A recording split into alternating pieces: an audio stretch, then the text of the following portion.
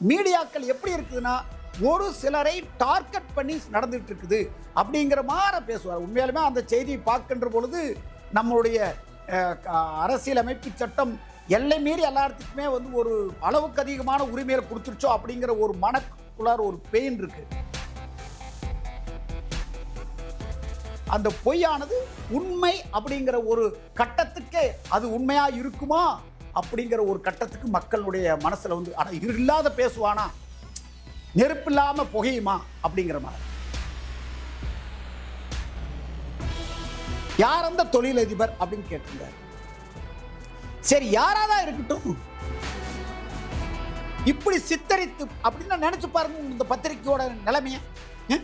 எவ்வளவு கேவலமான ஒரு கீழ்த்தரமான ஒரு பாலிடிக்ஸ். நீங்க எல்லாருமே தவறான ஒரு கதவை தட்டிக்கிட்டே இருக்கிறீங்க. உண்மையான செய்திகளை மக்களுக்கு எடுத்துட்டு போங்க. தப்பான செய்திகளை சொல்லவே வேண்டாம்.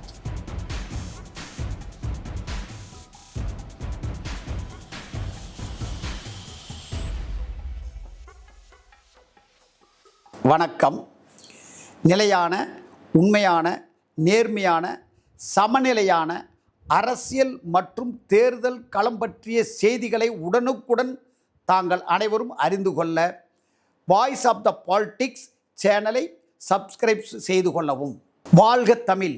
ஓ தமிழகமே, நீ எங்கே சென்று கொண்டுள்ளாய் என்ற மிகப்பெரிய ஒரு கேள்வி மக்களும் இளைஞர்கள் மத்தியில் ஒரு மிகப்பெரிய வடிகால் இதாக ஓடிக்கொண்டிருக்கின்றது என்று சொன்னால் அது மிகையாகாது. தமிழகத்தினுடைய அரசியல் களமானது மிகவும் நிலையற்ற, சமநிலையற்ற சூழ்நிலையை கொண்டிருக்கிறது என்று சொன்னால் யாராலும் மறுக்க முடியாது. இப்போது உங்களுக்கு தெரியும், அனைத்து விதமான சோசியல் மீடியாக்களும், அதாவது எப்படின்னு எடுத்துக்கிட்டிங்கன்னா YouTube channels, medias, social medias அப்படின்னு பலவிதமான சேனல்களை பலவிதமான வழிகளில் மக்கள் வந்து பயன்படுத்துகிறாங்க. இந்த பயன்படுத்தக்கூடிய சூழ்நிலை வந்து எப்படின்னா, இந்திய அரசியலமைப்பு நமக்கு கொடுத்த ஒரு மிகப்பெரிய உரிமை, பேச்சுரிமை, எழுத்துரிமை, அதாவது தனக்கு தெரிந்த விஷயங்களை மற்றவர்களுக்கு எடுத்து கூறுது. இதெல்லாம் வந்து ஒரு அரசியலமைப்பு நமக்கு கொடுத்தது. அது உண்மையாலுமே நம்ம அந்த அரசியலமைப்புக்கு குடியரசுத் தலைவரிலிருந்து சாதாரண கடைக்கோடி மனிதன் வரல எல்லாருமே வந்து அரசியலமைப்பு சட்டத்திற்கு கட்டுப்பட்டு நாம் நடக்கிறோம். இப்போ நீங்கள் எடுத்துக்கங்க, தமிழகத்தில் நீங்கள் ஒரே ஒரு விஷயத்தை நான் நல்லா உற்று நோக்குங்கள், நல்ல தெளிவாக பாருங்கள். எப்படி போயிட்டுருக்குது அரசியல் களம், எப்படி போயிட்டுருக்குது தேர்தல் களம், எப்படி போயிட்டுருக்குது. இங்கே இருக்கக்கூடிய அனைத்து விதமான மீடியாக்களுமே, மீடியா அரசியல்னு சொல்லலாம், யூடியூப் அரசியல்னு சொல்லலாம், சோசியல் மீடியா அரசியல் அப்படின்னு சொல்லலாம். சரி, இவையெல்லாம் யாரு? அவங்க ஏன் இந்த மாதிரி ஒரு அரசியல் கட்சிகளையும் ஒவ்வொரு மக்களை பற்றி ஏன் பேசிட்டு இருக்காங்க அப்படிங்கிறது உண்மையாலுமே உங்களுக்கு வந்து தெரியும்.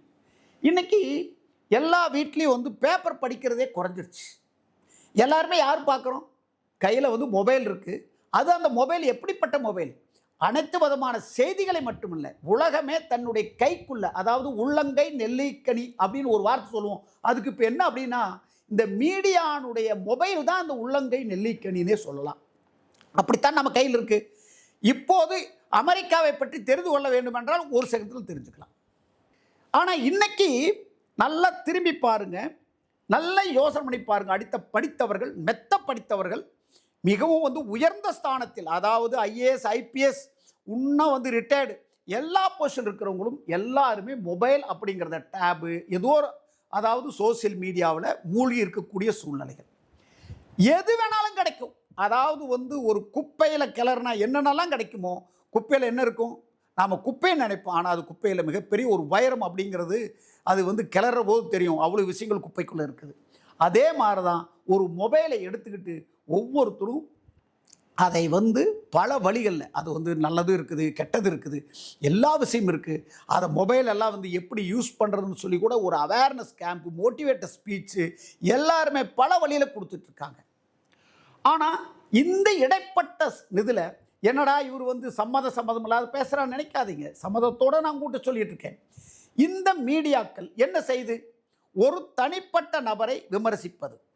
என்ன உண்மை, என்ன எது உண்மை, எது பொய், நிலையானது என்ன, அப்படிங்கிறத பற்றி தெரியாமல் அவங்களுடைய யூகத்தின் அடிப்படையில் அந்த யூகத்தை வந்து மக்களிடம் திணிக்கிறது. அதாவது ஒரு பொய்யை திரும்ப திரும்ப திரும்ப திரும்ப சொல்லுகின்ற பொழுது அந்த பொய்யானது உண்மை அப்படிங்கிற ஒரு கட்டத்துக்கே அது உண்மையா இருக்குமா அப்படிங்கிற ஒரு கட்டத்துக்கு மக்களுடைய மனசுல வந்து அட இல்லாத பேசுவானா, நெருப்பில்லாம புகையுமா அப்படிங்கிற மாதிரி அந்த சூழ்நிலையில தான் இப்ப கடந்த சில நாட்கள் சொல்ல முடியாது, சில ஆண்டுகளாக, நேற்று கூட உங்களுக்கு தெரியும், அனைத்து இந்திய அண்ணா திராவிட முன்னேற்ற கழகத்தினுடைய பொதுச் செயலாளர் அவர்கள் சேலத்தில் வந்து நடந்த பிரஸ் மீட்ல ஒரு விஷயத்தை சொல்லுவார்.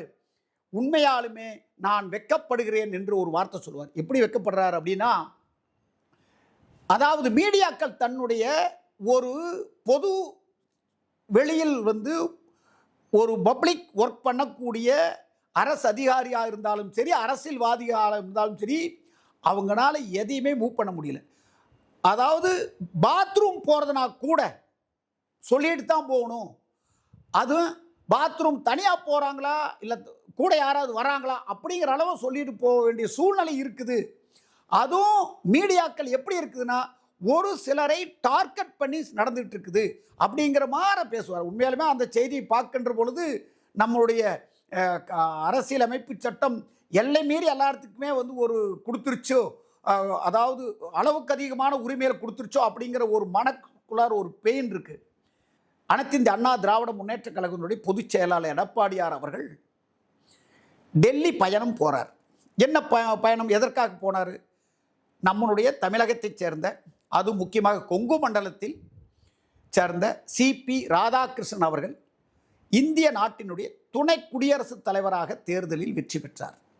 அதற்காக பல மாநிலங்களில் இருந்தும் அனைவரும் வாழ்த்து சொல்வதற்காக நேரடியாகவும் வந்துட்டு இருக்காங்க. அப்படி அவருக்கு வந்து இந்த தேர்தல் பிரச்சாரனது வந்து 2 நாள் கேன்சல் பண்ண, மழையினுடைய காரணமாக கேன்சல் பண்ணுறாங்க.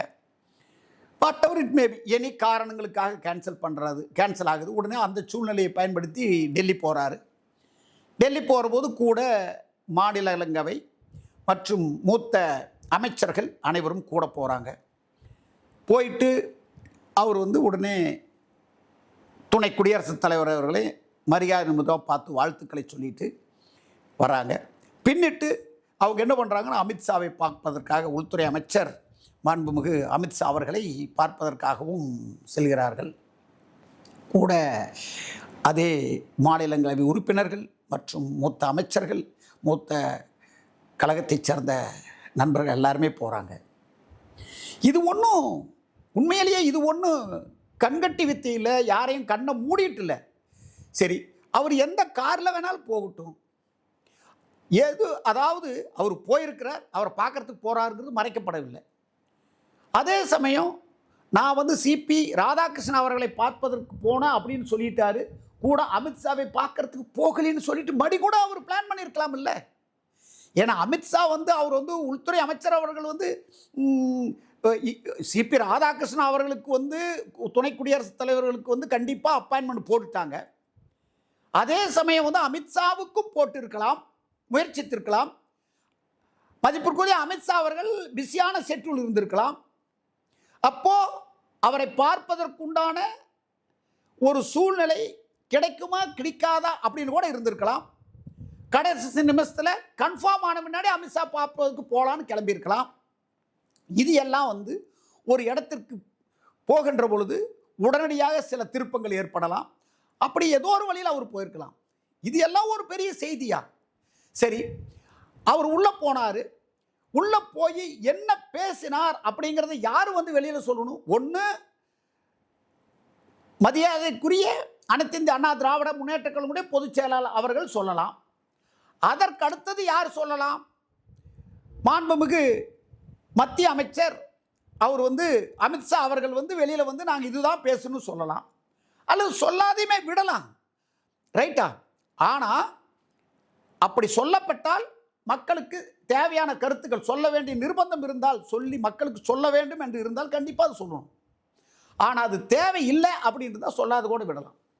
ஸோ அதற்கெல்லாம் வந்து கண் காது மூக்கு அப்படின்னு சொல்லிட்டு பல விதத்தில், அதாவது தன்னுடைய சொந்த கருத்துக்களை ஓன் அசம்ஷன் பண்ணிட்டு மக்களுக்கு தவறான செய்திகளை பரப்புவதுங்கிறது வந்து உண்மையாலுமே நம் நாட்டை, தமிழகத்தை கொச்சைப்படுத்துவது இல்லாமல் மக்களை திசை திருப்பதில்லை, தவறான பாதைக்கு இழுத்துட்டு போய் தமிழக மக்களுக்கு ஒரு வகையான ஒரு முன்னேற்றத்தையே தடை பண்ணுங்கிற தவறான ஒரு செயல்பாடுகளை இளைஞர்களுக்கும் எல்லாம் எடுத்துகிட்டு போகக்கூடிய சூழ்நிலை வரும். சரி, அவங்க மதிப்பிற்குரிய எடப்பாடி கே பழனிசாமி அவர்கள் வெளியில் வந்துட்டு நேற்று வந்து ஸ்டேட்மெண்ட் கொடுத்துட்டாரு. நாங்கள் வந்து ஐயா பசும்பொன் தேவருக்கு வந்து பாரத ரத்னாவுடைய விருதுக்கு பரிந்துரை பல அந்த சமூகத்தை சேர்ந்தவர்கள் வந்து பரிந்துரைக்க வேண்டும் என்று கோரிக்கை விடுக்கிறாங்க. அந்த கோரிக்கையை அவர் செஞ்சார். அவர் செய்கிறதுல என்ன தவறு? உண்மையாலுமே வந்து ஒவ்வொருத்தருக்கும் ஒரு கருத்து இருக்கும். அதில் அவர் பசும்பொன் முத்துராமலிங்க தேவர் அப்படிங்கிறவர் ஒரு சாதாரண நபர் இல்லை. அவர் வந்து போற்றுதலுக்குரியவர், அதாவது மிகப்பெரிய மனிதர். அதாவது அவர் மனிதாபிமான மக்களுக்காக அவ்வளோ சர்வீஸ் பண்ணியிருக்கிறார், சேவை பண்ணியிருக்கிறாரு. அப்படிப்பட்ட ஒரு நபரை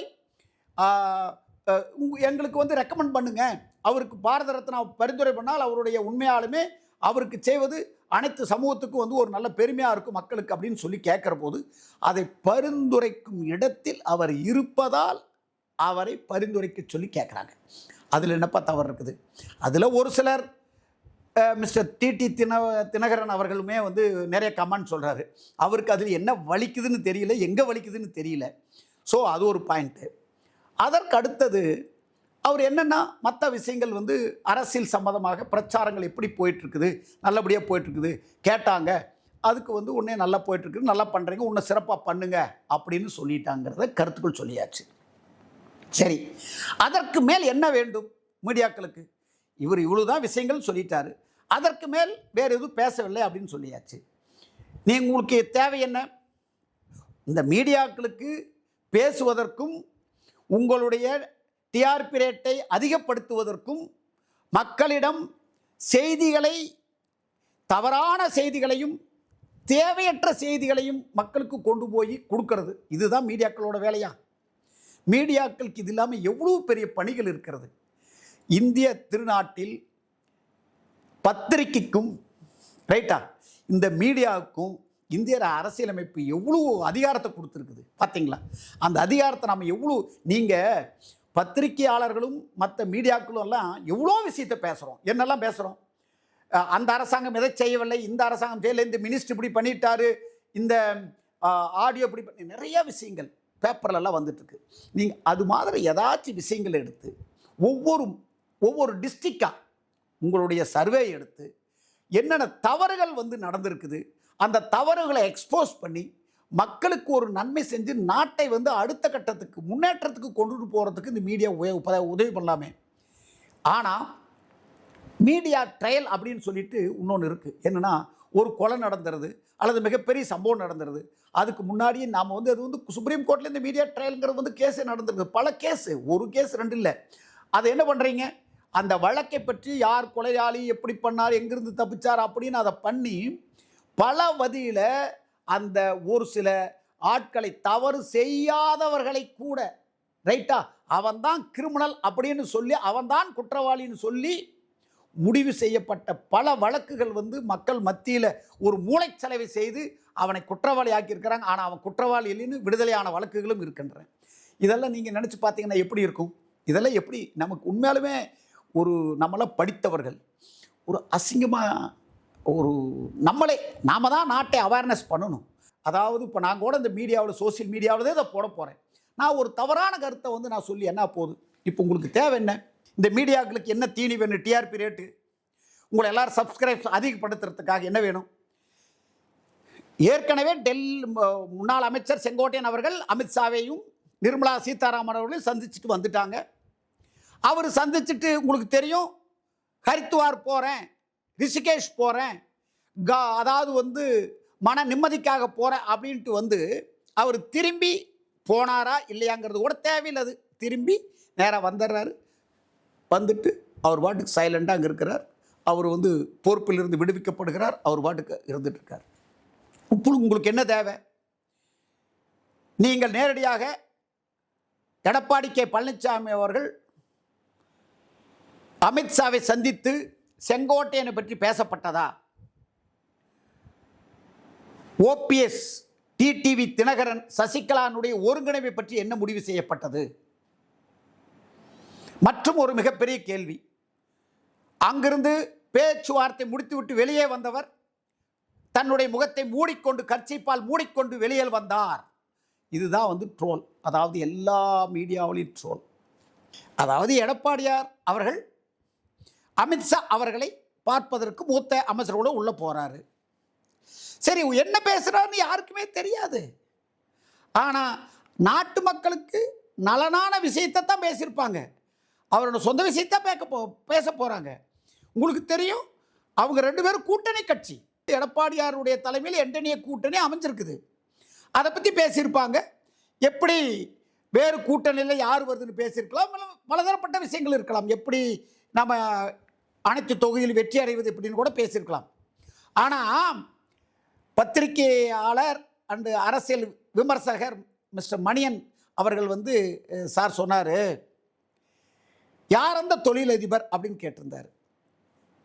சரி, யாராதான் இருக்கட்டும், கண்டிப்பாக சொல்றேன், அமித்ஷா அவர்களுடன் அந்த தொழிலதிபரோ யாரெல்லாம் மீட் பண்ணியிருந்தா கூட கண்டிப்பாக நாட்டு நலனுக்காகத்தான் இருக்கும். ரைட்டா? வேற என்னங்க பேச முடியும்? கூட்டணி எப்படி செயல்படுவதுன்னு பேசியிருக்கணும்.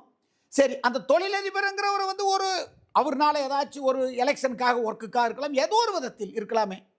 யாராக இருக்கட்டும், தொழிலதிபராக இருக்கட்டும், ஒரு சாதாரண மனிதராக இருக்கட்டும், இதை கூட போன ஒரு தொழிலதிபரா என்ன நடந்தது, அதனால் என்ன, யாருக்கு ஆதாயம், யாருக்கு நஷ்டம், கண்டிப்பாக சொல்றேன், ஒரு பொதுச் செயலாளருக்கு முழு அதிகாரம் இருக்கிறது, யாரை வேணாலும் போய் பார்க்கறதுக்கு. இதே வேற ஒருத்தராக இருந்தால் முகத்தை மூடிட்டு வந்தாங்க அப்படின்னு எவ்வளவு வேணாலும் பேச முடியுமா? பேசியிருக்க முடியாது. ஒரு சாதாரண விவசாயி, ஒரு கிராமத்தை சார்ந்தவன் அப்படிங்கிறதுனால தான் இவ்வளவு முகத்தை மூடிட்டு வந்தார் அப்படின்னு பேசுவது அவரை ரொம்ப கொச்சைப்படுத்துறதுனால இருக்குது. சரி, அங்கே போய் என்ன, எதுக்காக ஒரு என்னதான் நடந்திருக்கட்டும், மூச்சு மூட வேண்டிய அவசியம் அவருக்கு கிடையாது. ஏதேச்சாக நடந்த விஷயத்தை இப்படி சித்தரித்து அப்படின்னு நினைச்சு பாருங்க. இந்த பத்திரிகையோட நிலைமைய எவ்வளவு கேவலமான ஒரு கீழ்த்தரமான ஒரு பாலிடிக்ஸ். என்ன, அவர் அடுத்த நாள் பத்திரிகை கொடுத்தாரு, பேட்டி கொடுத்தாரு. சரி, இதை கேட்டீங்கல்ல, ஏதாச்சும் ஹரேஜ் தில் இருந்ததுன்னா போய் அமித்ஷா மீட்டிங்கில் கேட்க வேண்டியதானே? கேட்க முடியுமா? அங்கே தானே இருக்கிறீங்க. இதே நிரஞ்சன் அந்த தம்பி அங்கே இருக்கிறார்ல, நான் டெல்லியில் இருக்கிறேன் அப்படின்னு மொபைல் போய் கேட்டு பாருங்க தம்பி. நான் இப்போ சொல்கிறேன், போய் அமித்ஷாட்ட போய் என்ன பேசுனீங்க அப்படின்னு கேட்டு பாருங்க. கொஞ்சம் கூட உண்மையாலுமே வெக்கமே இல்லையா? யாரா பேசட்டும், வெளியில் ஐயா என்ன பேசுனீங்க, உங்களுடைய கருத்துக்கள் என்னன்னு கேளுங்க. அவர் சொல்றாரு, இதைத்தான் பேசணும் சொல்றாரு. Okay, drop it. ஆனால் என்னைக்காவது ஒரு நாள் பேசப்பட்ட விஷயங்கள் யாராவது ஒருத்தர் மூலியமா வெளியே வரும் இல்லை, அன்னைக்கு பார்த்துக்குவோம். இப்போ அதுக்கு நமக்கு தேவையில்லை. நாட்டு மக்களுக்கு என்ன தேவை?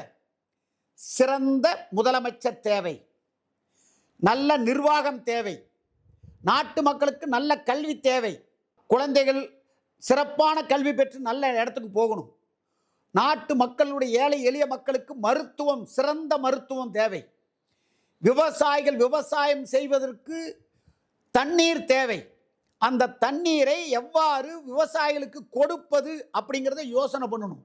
தனக்கு இருக்கக்கூடிய விவசாய நிலங்களுக்கு, அதாவது மிகப்பெரிய பஞ்சம் ஏற்பட்டு மக்கள் எல்லாம் தண்ணியே இல்லாமல் கஷ்டப்படுற ஏரியாக்கள் எல்லாம் இருக்குது. அங்கே 6 ஏரிகளை எப்படி இணைப்பது அப்படிங்கிறது தேவை. ஏரி குளங்களை நீரால் நிரப்புவது எப்படி அப்படிங்கிறது தேவை. ரைட்டா? ரோடு வசதிகளை அதிகப்படுத்துறது தேவை. கூலி வேலை செய்து கொண்டு வீடு வாசல் அற்ற மக்களுக்கு எவ்வாறு வீடு கட்டி தர வேண்டும், எவ்வளவு வீடு, இன்னும் எவ்வளவு பேர் குடியிருப்பதற்கு வீடு இல்லாமல் இருக்காங்க அப்படிங்கிறவங்களுக்கு வீடற்ற சூழ்நிலையை ஒழிக்க வேண்டும். அனைவருக்கும் வீடு. எத்தனை பேர் சாப்பாடு இல்லாமல் ராத்திரி இன்னைக்கு தூங்கிட்டு இருக்கிறான் தமிழ்நாட்டில் தெரியுமா? அதை கண்டுபிடிங்க. இது எல்லாம் விட்டுட்டு இப்போ தொழிலதிபரோட பேசி இருக்கிறாரப்பா, அது தேவைன்னா வெளியில வரட்டும். சரி, செங்கோட்டையனை பற்றி பேசி இருக்கிறாரு, அது வேணும்னா வெளியில வரட்டும். அது உட்கட்சியினுடைய பிரச்சனை. நான் ஒன்று கேட்கிறேன், அமித்ஷா அவர்களிடம் எடப்பாடி கே பழனிசாமி அவர்கள் செங்கோட்டையனை பற்றி பேச வேண்டிய அவசியம் என்ன? அந்த கட்சியினுடைய பொதுச் செயலாளர் எடப்பாடி கே பழனிசாமி அவர்களா அல்லது அமித்ஷா அவர்களா? உங்களுக்கு தேவை என்ன? எடப்பாடியார் அனைத்திந்திய அண்ணா திராவிட முன்னேற்ற கழகத்தை பிஜேபிட்டும் அடிமை சாசனம் எழுதி கொடுத்துருச்சு அப்படிங்கிறத பேசணும், அவ்வளவுதான். நான் ஒன்று கேட்குறேன், போன பார்லிமெண்ட் எலெக்ஷனில் அப்போ ஒரு எடப்பாடி கே பழனிசாமி அவர்கள் தானே பொதுச் செயலாளர் இருந்தார். அன்னைக்கு அவர் என்ன ஸ்டெப் எடுத்தார்? எவ்வளவு பேர் தலையிட்டாங்க தெரியுமா? கூட்டணி வச்சே ஆகணும் அப்படின்ட்டு ஒரே வார்த்தையில் முடியாதுன்னு சொன்னாரே, ரைட்டா? அன்னைக்கு முடியாதுன்னு சொன்னார். அதுக்கு பின்னாடி அப்போ யார் ஆட்சியில் இருந்தாங்க? இவங்க தான் இருந்தாங்க, பிஜேபி தான். அதே அமித்ஷா அவர்கள் தான் மத்திய அமைச்சராக இருந்தாங்க. பயம் இல்லாமல் தைரியமே சொன்னாரே. இன்னைக்கு வரலாம் அதே தைரியத்தோடு தான் இப்போ யோசனை பண்ணார். மூத்த அமைச்சர்கள் முக்கியமான நபர்களுடன் பேசுகிறாங்க. ரைட், ஓகே, கூட்டணியை வைத்து கொண்டால் நல்லா இருக்கும் அப்படின்னு முடிவு பண்ணுறாங்க. கூட்டணி வச்சாச்சு. இப்போ கூட்டணி போயிட்டு இருக்குது. இதில் எந்த தவறுமே இல்லை. நேற்று அனைத்திந்திய அண்ணா திராவிட முன்னேற்ற கழகத்தினுடைய மதிப்பிற்குரிய அண்ணன் எடப்பாடியார் அவர்கள் சொன்னார், தெளிவாக சொன்னார், இந்தியா முழுக்கும் அரசியல் சூழ்நிலைக்கேற்ப கூட்டணி மாறிக்கொண்டே இருக்கும். நான் சொல்கிறேன், திமுக காங்கிரஸை எவ்வாறு விமர்சனம் செய்தது தெரியும். அன்னை இந்திரா காந்தி பற்றி எவ்வளோ கேவலமாக பேசியிருப்பார் கருணாநிதி அவர்கள். அதே மாதிரி ராஜீவ் காந்தி அவர்களையும் புரட்சி தலைவி செல்வி ஜெயலலிதா அவர்களையும் எவ்வளோ கேவலமாக விமர்சிச்சிருப்பாங்க. யார்? கருணாநிதி அண்டு அதை சார்ந்த டீமில். அதே போல் இதே கருணாநிதி அவர்கள் டெல்லியில் பிஜேபி ஆட்சி இருக்கிற போது அங்கே கால கழுவிட்டு இருந்தது தெரியலையா? சரி, இதே ஸ்டாலின் அவர்கள் எப்படி நடந்துக்கிட்டார்? இங்கே வந்தால் வீரவசனம், பிஜேபி மோடிக்கும் பயந்துக்க மாட்டோம், தாடிக்கும் பயந்துக்க மாட்டோம்னு. என்ன, அதாவது துணை முதலமைச்சர் அவர்கள். இதெல்லாம் உங்களுக்கு வெக்கமாக தெரியல? உண்மையாலுமே சொல்கிறேன். நான் சொல்கிறேன், உங்களுடைய மீடியாக்களை எல்லாம் உங்கள் கண்ட்ரோலில் வச்சுக்கிட்டு நீங்கள் எவ்வளோ நாளைக்கு இந்த ஆட்சி பண்ண முடியும்? மக்களுக்கெல்லாம் ஒன்றும் தெரியாதுன்னு நினைக்கிறீங்களா? நான் ஒன்று சொல்கிறேன், நீங்கள் எல்லாரும் என்ன தெரியுமா நினச்சிட்டு இருக்கிறீங்க? மக்கள் எல்லாம் முட்டாள், நாம் பேசுறது எல்லாம் எல்லாரும் நம்பிடுவாங்க. இங்கே காட்டில் களை வெட்டிட்டு இருக்கிறவன் தானே, இங்கே கூலி வேலை செஞ்சுட்டு இருக்கிற செங்கல்லு கருங்கல்லும் தூக்கிட்டு இருக்கிற கூலி வேலை செஞ்சுட்டு இருக்கிற கூமட்ட பசங்க தானே எல்லாரும். இந்த விவசாயிகளாக இருந்தாலும் சரி, கூலி வேலைக்காரனாக இருந்தாலும் சரி, பள்ளிக்கூடம் நடத்திட்டு இருக்கிற வாதியார்களாக இருந்தாலும் சரி, இங்கே இருக்கிற அத்தனை பேர்த்தையும் கூமட்டின்னு நினச்சிக்கிட்டு, இந்த விவசாயிகளையும் தான் சேர்த்து சொல்கிறேன், விவசாயிகளையும் கூமட்டின்னு நினச்சிக்கிட்டு இந்த அரசாங்கமும் இந்த மீடியாக்களையும் நினச்சிட்டு இருக்குது. ஆனால் ஒரே ஒரு விஷயத்தை நான் கையெடுத்து கும்பிட்டு சொல்கிறேன், நீங்கள் எல்லாருமே தவறான ஒரு கதவை தட்டிக்கிட்டே இருக்கிறீங்க. உண்மையான செய்திகளை மக்களுக்கு எடுத்துகிட்டு போங்க, தப்பான செய்தியில் சொல்லவே வேண்டாம். ஆனால் நீங்கள் ஒன்று விட்டு சொல்கிறேன், இந்த சோசியல் மீடியா மிகப்பெரிய ஒரு வெப்பன். இதனால் எவ்வளோ தூரம் நன்மை செய்யலாமோ அவ்வளோ தூரம் கெடுதலும் செய்ய முடியும். இந்த சோசியல் மீடியா வச்சு டிபேட் பண்ணுங்கள். என்ன டிபேட்னா, அடுத்த முதல்வர் யார் வந்தால் சரியாக இருக்கும், யார் ஈஸியாக மக்களை மக்கள் எந்த முதல்வரை ஈஸியாக அணுக முடியும், அவர்களுக்கு எந்த விதத்தில் அனுபவம் இருக்கிறது, எந்தெந்த விஷயத்தில் அவங்க சிறப்பாக செயல்பட்டார்கள் அப்படிங்கிறத பேசுங்க. இப்போ நான் ஒரே ஒரு விஷயத்தை சொல்கிறேன், அம்மா இறந்ததற்கு பின்னிட்டு இன்னைக்கு வரலும் நீங்கள் எல்லாரும் சேர்ந்து எடப்பாடி கே பழனிசாமி அவர்களை, அனைத்திந்திய அண்ணா திராவிட முன்னேற்ற கழகத்தினுடைய மாண்புமிகு பொதுச் செயலாளர் அவர்களை நீங்கள் எத்தனை முறை எவ்வளோ கேவலமாக எந்தெந்த விதத்தில் எல்லாரும் எடுத்து கார்னர் பண்ணீங்க. ஆனால் இன்னைக்கு அத்தனை விதமான அசிங்கப்படுத்தியும் கூட நேற்று ஒரு மீடியாவில் பேசினார், உங்களுக்கு நல்லா ஞாபகம் இருக்கா? உண்மையாலுமே தெளிவாக உங்களுக்கு எல்லாத்துக்கும் விளக்க சொன்னார். யார் யார் எப்படி, டிடிவி தினகரன் எப்படி நடந்துக்கிட்டார், உட்கட்சி பூசலில் யாரும் தலையிடாதீங்க அப்படின்னு சொன்னார்.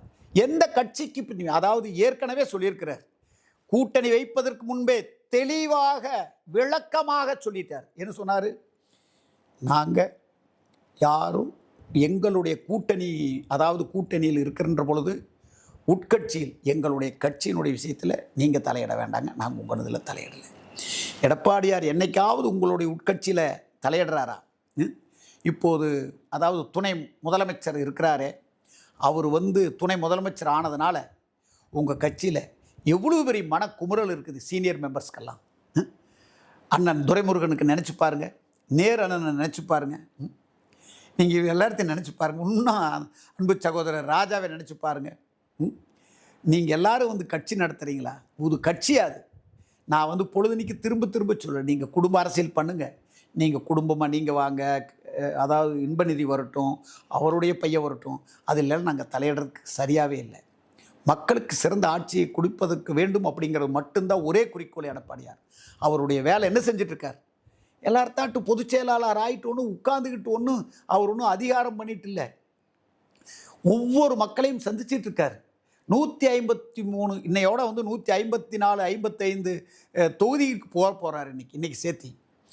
எல்லா இடத்துலையும் என்ன பார்க்குறாரு? எல்லார்த்தையும் பலதரப்பட்ட, அதாவது டிஃப்ரெண்ட் கைண்ட்ஸ் ஆஃப் பீப்புளை, விவசாயிலிருந்து கூலி தொழிலாளர்லேருந்து எல்லா தரப்பு மக்களையும் சந்திக்கிறார். சந்தித்து என்ன பண்ணுறார்?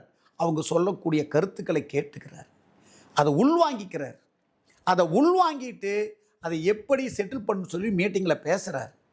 பேசுகிற போது உண்மையாலுமே ஸ்டாலினுடைய ஆட்சி பற்றி உண்மையாலுமே என்ன நடந்துட்டுருக்குன்னு சொல்கிறார். நம்ம சொல்லவே தேவையில்லை. நீங்கள் இப்போ நடந்த நேற்று கூட கேள்வி கேட்டாரே, கிட்னி திருட்டு, அதுக்கு என்ன முடிவு எடுத்தீங்க? ரைட்டா? இன்றைக்கி எவ்வளோ பேர் பாதிச்சிருக்காங்க. அது உங்களுடைய கட்சியை சார்ந்த முக்கிய பதவியில் இருப்பவருடைய ஹாஸ்பிட்டல் நடந்தது, அதுக்கு என்ன முடிவு எடுத்திருக்கிறீங்க? அதுக்கு ஒரு தீர்வு உண்டா? சரி, லாக்அப் டெத்தில் எத்தனை பேருக்கு நடந்திருக்குது? இன்னும் சொல்ல போனால் இப்போ ஒரு ரேப் பண்ண குழந்தைங்க, ஸ்கூல் குழந்தைங்க, திருவண்ணாமலை பக்கத்தில் நடந்தது, எத்தனை வழக்குகள் பெண்டிங் இருக்குது, அதை பற்றி என்ன நடவடிக்கை எடுத்தீங்க? சரி, அதே போல் இன்னொரு கேள்வி கேட்குறேன். தமிழ்நாடு பூரா இருக்கக்கூடிய நீங்கள் 45 நாட்களில் எல்லா பிரச்சனையுமே தீர்வு பண்ணிடுவோம் அப்படின்னு சொல்லி ஒரு முகாம் போனீங்க, அதனுடைய ரிசல்ட் என்னாச்சு? நீங்கள் கொண்டுகிட்டு வந்திருக்கக்கூடிய திட்டங்கள் பல பேரில் பலவிதமான பெயரில் வச்சுருக்கிறீங்க. அந்த மொத்த திட்டங்களை உங்களால், நீங்கள் போட்ட திட்டங்கள் தான், முதலமைச்சராகி நீங்களோ அல்லது துணை முதலமைச்சரோ உங்களால் அந்த திட்டங்கள் என்னென்ன திட்டங்கள், அந்த திட்டங்களுடைய சாரங்கள், அந்த ஒவ்வொரு தனித்தனி திட்டங்களுடைய சாரங்கள் என்னென்னு அப்படி ஒரு செகண்டில் சொல்ல முடியுமா? பேர் வச்சா மட்டும் பத்தாது, திட்டங்களை அனௌன்ஸ் பண்ணால் மட்டும் பத்தாது. உண்மையாலுமே பாராட்டுறேன், நீங்கள் போட்ட திட்டங்களுடைய பெயர் அருமையான பெயர். ஆனால் அந்த திட்டங்கள் மக்களை சென்று அடைந்ததா அப்படிங்கிற ஒரு மிகப்பெரிய ஒரு கேள்வி. இதுதான் முக்கியம். இப்போ நான் சொல்கிறேன், மீடியாக்களுக்கு சொல்கிறேன், பல திட்டங்களை திராவிட முன்னேற்ற கழகங்கள் கொண்டுட்டு வந்துட்டு சொல்லி எங்கே பார்த்தாலும் விளம்பரம் ஓட்டிகிட்டு இருக்குது. அந்த திட்டங்கள் அனைத்தும் மக்களை சென்றடைந்ததா? அடுத்தது இன்னொரு கேள்வி கேட்குறேன். மக்கள் அதாவது ஏரி குளங்களை நிரப்புவதற்காக அனைத்து இந்திய அண்ணா திராவிட முன்னேற்ற கழகம் பெரிய அளவில் ஸ்கீம் கொண்டு இப்போ நிறைய ஏரிகள் எல்லாம் நிரப்பிட்டு இருக்காங்க தண்ணியில். ஆனால் அது மாதிரி விவசாயிகள் பயன்பெறக்கூடிய நிலையான திட்டங்களை ஏதாவது கொண்டுட்டு வந்தீங்களா? சரி, வறட்சியான ஏரியாக்களுக்கு ஆறுகளையோ குளங்களையோ இணைத்து தண்ணி கொடுக்கக்கூடிய திட்டங்களை நிலையான மக்களுடைய முன்னேற்றத்துக்கு ஏதாச்சும் கொண்டு வந்தீங்களா? சரி, மக்கள் எல்லாருமே நகரத்தை நோக்கி நகர்ந்துக்கிட்டே இருக்கிறாங்க. நகரங்கள் எல்லாம் மூச்சுட முடியாத திணறிட்டு இருக்குது. அப்படி இருக்கிறதுக்காக கிராமப்புறங்களையும் கிராமம் சார்ந்த நகரங்களையும், அதாவது ஒரு நகராட்சி, இந்த மாதிரி சின்ன சின்ன கிராமங்கள், அந்த கிராமத்தை ஒட்டிருக்கக்கூடிய நகரங்களை முன்னேற்றுவதற்கு ஏதாவது ஒரு நடவடிக்கை எடுத்திருக்கிறீங்களா? கிராம பொருளாதார வளர்ச்சிக்காக என்னையா பண்ணியிருக்கிறீங்க சொல்லுங்கள்? கிராமத்தில் இருக்கக்கூடிய படித்த பெண்கள் கல்யாணம் பண்ணிக்குவான், கல்யாணம் பண்ண முன்னாடி வேலைக்கு போகவே முடியாது. ஸோ அந்த மாதிரி இருக்கக்கூடிய பெண்கள் முன்னேறுவதற்குண்டான வசதிகள் வாய்ப்புகள் என்ன செஞ்சு கொடுத்துருக்கிறீங்க சொல்லுங்கள்? சரி, அதற்குண்டான இந்த திட்டங்கள் வைத்திருக்கிறேன் என்று சொன்னால் எவ்வளவு பேர் பயனடைந்திருக்கின்றார்கள்? ஒன்லி எழுத்தில் மட்டும் இருந்தால் பத்தாது, ஆக்கப்பூர்வமான செயல் ஏதாவது செஞ்சுருக்கிறீங்களா? இன்னைக்கு வரலுமே எதுவுமே கிடையாது. ஆனால் நீங்கள் என்ன பண்ணிகிட்ருக்காங்க, இன்றைக்கி சோசியல் மீடியாக்கள் எல்லாமே இதை ஃபாலோ பண்ணுங்கள்.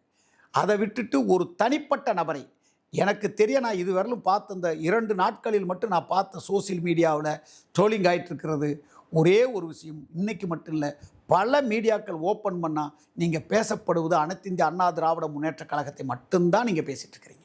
வேறு எதை பற்றி பேசுவதாக தெரியவே இல்லை. நாட்டினுடைய நடப்புகளை பற்றி அப்படின்னு தனிப்பட்ட நாடு எப்படியெல்லாம் போயிட்டுருக்குது, தமிழகம் எப்படி நடந்துட்டுருக்கிறத பற்றி பேசுகிறதே கிடையாது. ஆனால் நீங்கள் பேசப்படுவது, பேசும் பொருளாக இருப்பது ஒன்லி மாண்புமிகு எடப்பாடி கே பழனிசாமி அவர்களை பற்றி தான் பேசிகிட்டு இருக்கிறீங்க. இப்போது நடக்கிற ஆட்சி என்ன, உண்மையாலுமே மக்களை ஏமாற்றக்கூடிய பாரபட்சமான ஒரு ஆட்சி என்பதை இப்போது உங்களுக்கு எல்லாத்துக்குமே தெரியும். அதை அகற்ற வேண்டும் என்று அனைவரும் ஒருமித்த கருத்தோடு நாம் அனைவரும் பாடுபடும் என்று கூறி அனைவருக்கும் நன்றி கூறி விடைபெறுகிறேன். நன்றி, வணக்கம்.